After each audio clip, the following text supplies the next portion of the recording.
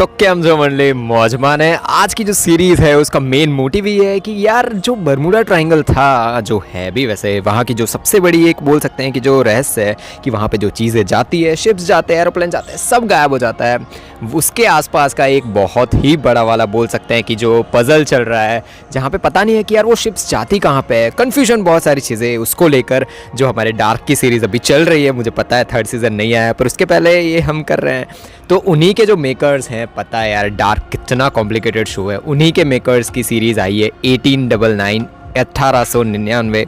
उन सालों की पूरी स्टोरी है और इसकी स्टोरी का मेन मोटिव ही है कि बहुत सारे जो पजल्स और अलग अलग चीज़ें जो बनी हुई है उसको लेके इन्होंने जो स्टोरी बनाई है, उसका फर्स्ट एपिसोड का एक्सप्लेनेशन हम करने वाले हैं। थोड़ी बहुत कॉम्प्लिकेटेड स्टोरी है पर जो मेन स्टोरी शुरू होने वाली है वो भाई जो लास्ट के 10-15 मिनट है उसी में होने वाली है। जल्दी से जल्दी मज़ा आ जाएगा ये पूरा का पूरा एपिसोड देखने में। तो लाइक कर दो, शेयर कर दो और सब्सक्राइब कर दो एक्सप्लेनेशन देखने के लिए।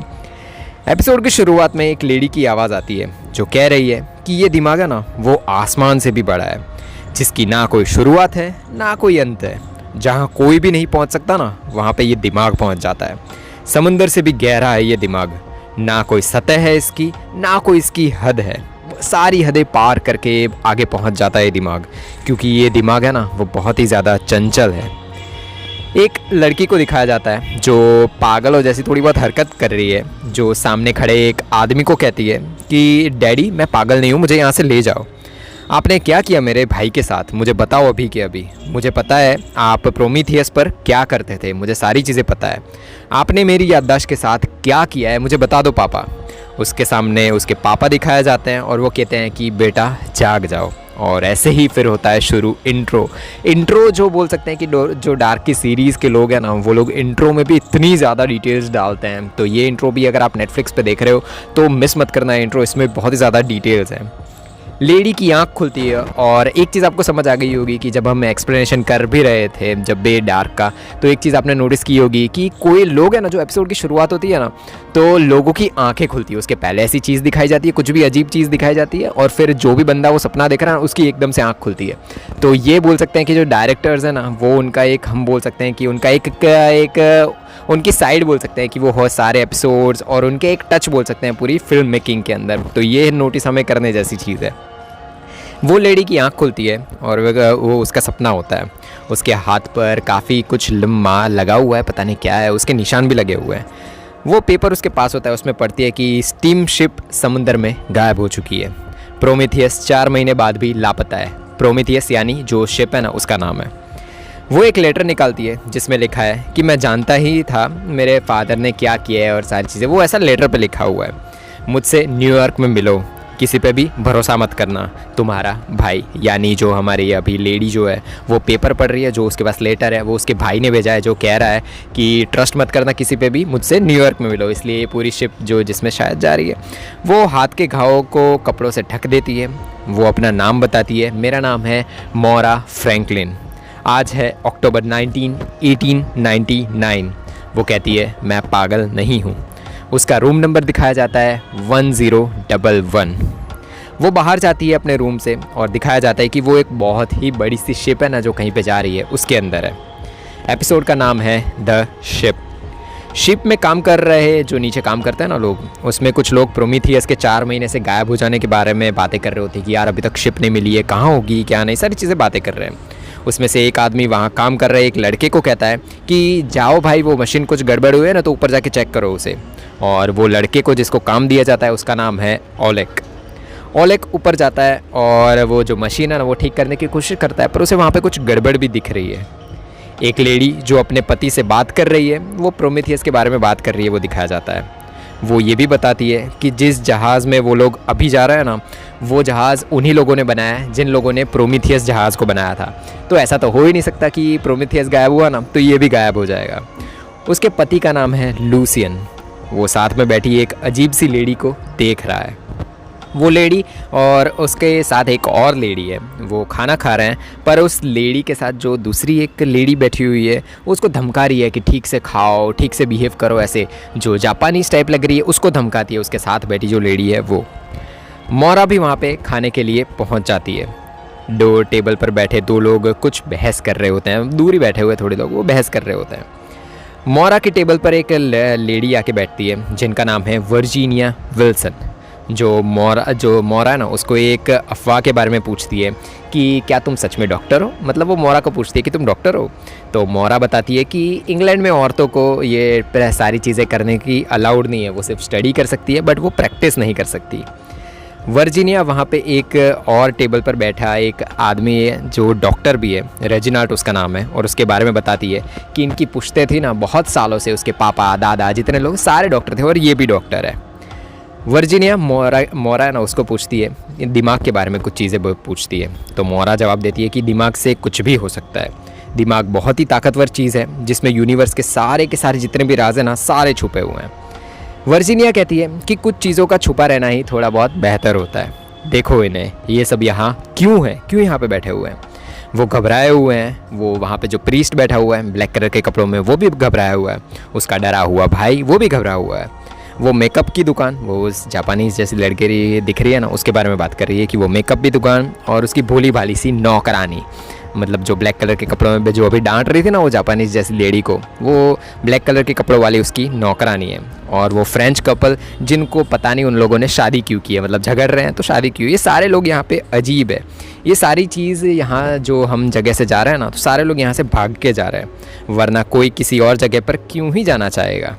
और अगर मैं गलत नहीं हूँ ना, तो तुम भी यहाँ से कुछ मतलब छुपा के ही जा रही हो। मतलब वो मोरा को बोलती है कि तुम भी कुछ छुपा रही हो। एक घबराया हुआ आदमी वहाँ पे आता है और कहता है कि मेरी बहन की हालत बहुत ही ज़्यादा ख़राब हो चुकी है, उसे एक डॉक्टर की ज़रूरत है। वो सबसे भीख मांगता है कि मदद कर दो, मेरी बहन की मदद चाहिए, मुझे मदद चाहिए। उस आदमी को वहाँ से उठाकर वहाँ से भगा दिया जाता है। उसकी हेल्प करने कोई भी नहीं आता। वो जो पुश्तैनी डॉक्टर था वो भी बैठे बैठे खाना खा रहा है उसके सामने, वो भी उसकी हेल्प करने नहीं जाता और उस आदमी को वहाँ से बाहर फेंक दिया जाता है। उस आदमी को फेंक दिया जाता है वापस जहाज़ के अंदर जहाँ पे वो काम करता है ना, वहाँ पे।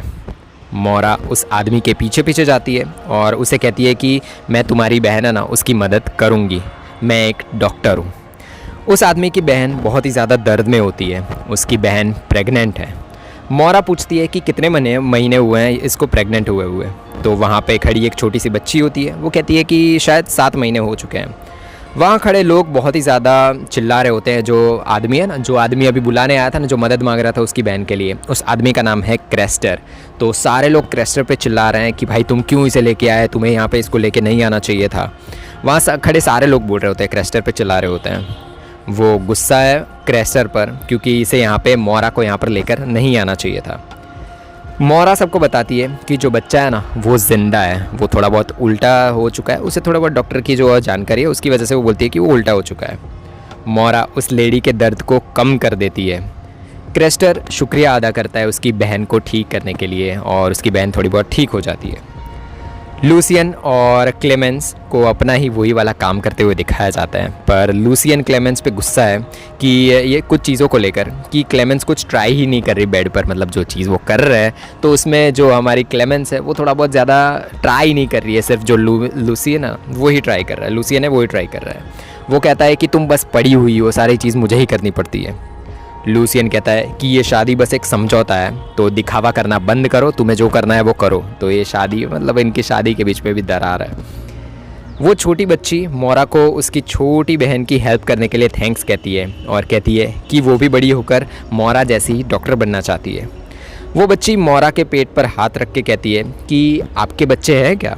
तो जो उसके पेट पर हाथ रखती है और तुरंत एक जैसी जब वो लड़की उसके मतलब जो मोरा उसके पेट पर हाथ रखती है ना, तो उसे एक कीड़े जैसी शक्ल, कुछ कीड़ा ही है उसके जैसे एक झलक दिखाई देती है और मोरा उस बच्ची को कहती है कि मैं कभी भी माँ नहीं बन सकती। मोरा को पता नहीं उसके थोड़ी बहुत हालत ख़राब हो जाती है और वो भाग के उसे कुछ झलकियाँ आनी शुरू हो जाती है, तो भाग के शिप के ऊपर पहुँच जाती है वो, और उसको बिल्कुल भी अच्छा फील नहीं हो रहा होता। वो जैसे ही जहाज़ में ऊपर पहुँच जाती है तो उसके पीछे से एक आदमी आता है, उसका नाम है एइक लार्सन। वो शिप का कैप्टन भी है। एक बताता है कि नीचे ऐसा नहीं तुम्हें यहाँ से ऐसे ही नहीं जाना चाहिए था, वो रूल्स के ख़िलाफ़ है, तुम ऐसे ही किसी की हेल्प करने तुम नीचे नहीं जा सकती। एक को बताया जाता है कि एक सिग्नल मिल रहा है, यहाँ से 20 मिनट से हमें बहुत ही ज़्यादा सिग्नल्स मिल रहे हैं। शायद उस खोए हुए जहाज़ प्रोमीथियस है ना, उससे ही हमें ये सिग्नल्स मिल रहे हैं। एक जाके चेक करता है और कोऑर्डिनेट्स वो देखता है। उसके साथ ही बताते हैं कि ये कोऑर्डिनेट्स बार बार आ रहे हैं, उसी जहाज़ से वहाँ से आ रहे हैं। एक मैप्स में देखता है कि प्रोमेथियस को 4 महीने पहले गायब हुआ था, और ऐसा है तो बहाव से नॉर्थ में प्रोमेथियस जो है उसे नॉर्थ में जाना चाहिए और साउथ में नहीं जाना चाहिए। जो जहाँ से अभी सिग्नल्स आ रहे हैं ना वो साउथ से आ रहे हैं, तो उसे साउथ में नहीं जाना चाहिए था। और ऐसा है तो बहाव वो उसे वहाँ पे नॉर्थ में ले जाना चाहिए था। वो ही डिस्कशन चल रहा होता है। वो साउथ में कैसे पहुँच गया ये पता नहीं, थोड़ा बहुत कन्फ्यूजन भी है। एक ऑर्डर देता है कि वो जहाज़ को मोड़ रहा है और वो जहाज़ को जो प्रोमेथियस जहाँ से सिग्नल्स आ रहे हैं वहाँ पे ले जाएगा। नीचे सारे काम कर रहे वाले लोग हैं ना, उनको बताया जाता है कि जहाज़ को मोड़ा जा रहा है। ओलेग कंफ्यूज हो जाता है कि यार ये जहाज़ को मोड़ क्यों रहे हैं, हमें न्यूयॉर्क जाना था, वहाँ पे क्यों नहीं जा रहे हैं। तो सारे लोग ओलेग पे बोलते हैं कि भाई तुम अपना काम करो, जो हमें काम दिया जाता है हमें वही करना होता है, ज़्यादा सवाल मत पूछो। रमीरो और एंजल भी कंफ्यूज हैं कि यार ये जहाज़ वापस क्यों मोड़ रहा है। एंजल कहता है कि मुझे वापस नहीं जाना, कुछ भी हो जाए। वो छोटी सी बच्ची उसकी बहन टोवे है ना, उसको जाकर कहती है कि सब लोग बाहर चले गए हैं और जहाज़ को देखने, जो गुम हो गया था ना 4 महीने पहले, उसको देखने गए हैं। हमारा जहाज़ मुड़ गया है। तुमने जो मुझे भूतिया कहानी सुनाई दी थी ना, कि जिसमें तुमने बताया था कि लोग गायब हो गए थे, उस जहाज़ के सारे लोग मर गए थे क्योंकि उन्होंने एक व्हेल को मारा था। मतलब वो उसकी बहन को कहती है कि तुमने मुझे जो कहानी बताई थी ना वैसा ही हो रहा है। समुद्र की आत्माओं ने उन लोगों को खा लिया था। शायद उस जहाज़ के साथ भी, मतलब प्रोमेथियस के साथ भी ऐसा ही हुआ हो। तो टोवे कहती है कि ये सारी चीज़ें बकवास है, ऐसी चीज़ें तुम मत सोचो। मोरा एक लेटर को देखती है जिस पर नाम लिखा है हेनरी। पीछे लिखा है जो खो गया है वो मिल जाएगा। मोरा सीधा एक है ना उसके रूम में उसको मिलने पहुंच जाती है। वो एक से प्रोमेथियस के बारे में पूछती है। एक बताता है कि हमें एक सिग्नल मिला है पर कंफर्म नहीं है कि वो प्रोमेथियस से ही आया हुआ है। मोरा पूछती है कि क्या तुम्हें लगता है वो जहाज़ पर कुछ लोग ज़िंदा हो सकते हैं। तो एक जवाब देता है कि 4 महीने हो गए हैं तो लोगों का वहाँ पे ज़िंदा रहना मुश्किल है, पर अगर जहाज़ पर खाना होगा तो कुछ लोग ज़िंदा हो भी सकते हैं। तुम्हारी प्रोमेथियस में इतनी दिलचस्पी क्यों हो रही है? तुम्हारा कोई अंदर तो नहीं था ना प्रोमेथियस के अंदर? तो मोरा तुरंत बात पलट देती है और वहाँ से चली जाती है। एक लेटर निकालता है जिस पे उसका नाम लिखा हुआ है और पीछे लिखा हुआ है कि जो खो गया है वो वापस मिलेगा। और एक ऐसा ही लेटर हमारी मोरा है उसके पास भी है। एक डाइनिंग टेबल जहाँ पे सारे लोग खाना खाते हैं और सारी चीज़ें, वहाँ पे जाता है और सारे लोगों को कोऑर्डिनेट्स और प्रोमेथियस के बारे में बताता है कि ऐसे हमें कोऑर्डिनेट्स मिले हैं और हम वहाँ पे मुड़ के जा रहे हैं।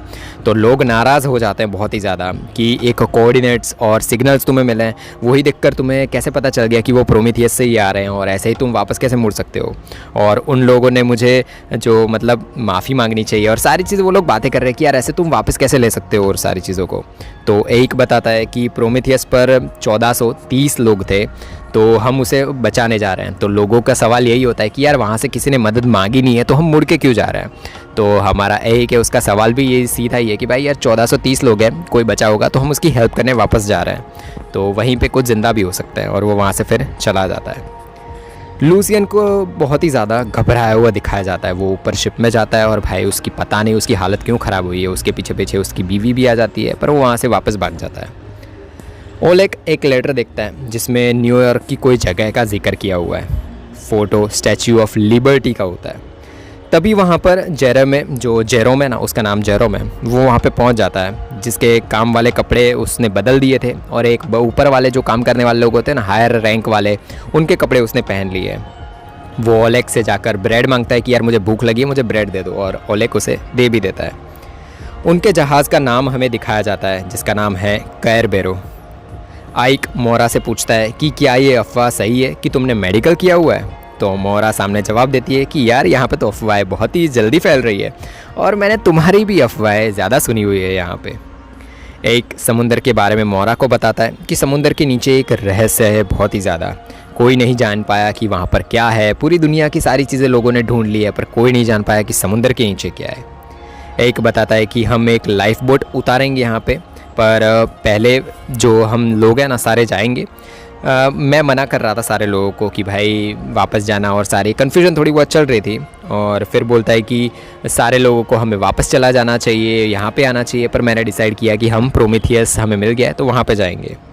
एक खुद और 3 लोगों को वहाँ पे प्रोमेथियस वहाँ पे उसको बताया जाता है कि जो शिप है ना वो मिल चुकी है। तो एक सबको बताता है, कुछ लोगों को लेके जाने की बात करता है, और वो जो हमारी मोरा है उसको भी एक मेडिकल की अगर कोई शिप के ऊपर ज़िंदा हो तो उसको हेल्प चाहिए, तो उसके लिए वो मोरा को भी लेता है और 2-3 लोगों को भी लाइफ बोट उतारने के लिए कहता है वहाँ से, क्योंकि वो कैप्टन है तो ऑर्डर दे देता है।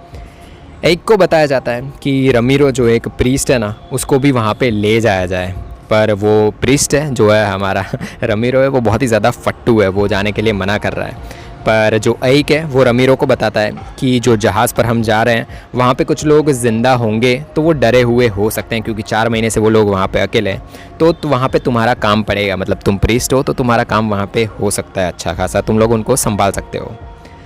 ओलेग जो क्रू का मेंबर है ऐक से उसे भी साथ में चलने के लिए कहता है। समुंदर की हवा बहुत ही ज़्यादा शांत हो चुकी है, जहाज़ से कोई रोशनी भी नहीं आ रही होती। कुछ लोग मना कर देते हैं कि हम वहाँ पे नहीं आने वाले तुम्हारे साथ, ऐक को मना कर देते हैं, पर ऐक कहता है कि ओलेग और जेरोम को साथ में चलना चाहिए, किसी और को ले जाता, वो दोनों लोगों को ले जाता है। सारे लोग लाइफ बोट से प्रोमेथियस तक जाने के लिए निकल पड़ते हैं। क्रेस्टर एंजल से सिगरेट मांगता है, एंजल उसे अपनी जो पी हुई सिगरेट होती है ना वो देता है, और एंजल को क्रेस्टर में कुछ दिलचस्पी लग रही है, पता नहीं क्यों। शायद जो एंजल है वो गे है, पर क्रेस्टर उसको देख के घबरा जाता है और वो वहाँ से भाग जाता है। ऐक का साथी कहता है कि वो चलेगा जहाज़ पर साथ में, 12 साल से उनकी कमांड में वो है तो उसको उसके साथ जाना चाहिए, जो जेरोम है उसको नहीं जाना चाहिए। ऐक है ना वो जेरोम को कहता है कि तुम साथ में चलो, पर एक और बंदा होता है जो 12 साल से साथ में होता है ऐक के, तो उसी को कहता है कि भाई हम इतने सालों से साथ में तो मुझे आना चाहिए, पर जो हमारा ऐक है वो कहता है कि नहीं जेरोम को लेके जाएगा वो। जेरोम का रैंक भी उसे बहुत ही मुझसे नीचे है, तो जेरोम को नहीं मुझे ही जाना चाहिए ऐसा बताता है। एक कहता है कि तुम यहाँ पर ही रुको और अगर 1 घंटे तक हम यहाँ पे ना आए ना तो तुम हेल्प के लिए यहाँ से चले जाना, हेल्प मांगने चले जाना। जहाज़ पर वो लोग जब पहुँचते हैं ना ऊपर तो वहाँ पे कोई भी नहीं होता। एक बताता है कि किसी ने सिग्नल भेजा था हमें यहीं से, तो कोई ना कोई तो यहाँ पे होना ही चाहिए। कैरबेरो जहाज़ पर पता चलता है कि प्रोमेथियस से सिग्नल आना बंद हो चुका है। जैसे ही वो लोग प्रोमेथियस पर पहुँचे तो वहाँ पे जो लोग हैं ना हमारे कैरबेरो जो शिप है उस पर, तो उन लोगों को पता चलता है कि यार ये लोग जैसे ही वहाँ पे पहुँचे तो सिग्नल आना बंद कैसे हो चुका है। प्रोमेथियस में आगे बढ़ते वक्त एक लोगों को कुछ भी वहाँ पे चीज़ें अलग अलग जहाज़ और सारी चीज़ें मिलती हुई है। वहाँ पे कुछ चीज़ें दिखती है कि यार पूरा का पूरा जहाज़ है ना वो तबाह हो चुका है, पता नहीं कैसे तबाह हुआ है, जैसे कुछ वहाँ पे अजीब हुआ हो, ऐसी चीज़ वहाँ पे बनी हुई है। एक को कुछ मिलता है वहाँ पे और जिसको देखकर वो बहुत ही ज़्यादा परेशान हो जाता है कि यार ये क्या है, शायद वो जानता है कि ये चीज़ क्या है, थोड़ा बहुत परेशान हो जाता है। कैरबेरो में यूक लिंग को कहती है कि यूक जो ब्लैक कलर के कपड़ों में है वो जो, और लिंग जो हमारी थोड़ी बहुत जापानीज़ होने की एक्टिंग कर रही है वो बोलती है कि हम प्लान बिल्कुल भी नहीं बदलने वाले। लिंग कहती है कि मुझसे मेकअप और सारी चीज़ें बिल्कुल भी नहीं हो रही है। युक गुस्से में कहती है कि शुरू में ही इससे किस्मत मान लेते ना तो ये सारी चीज़ें होती ही नहीं।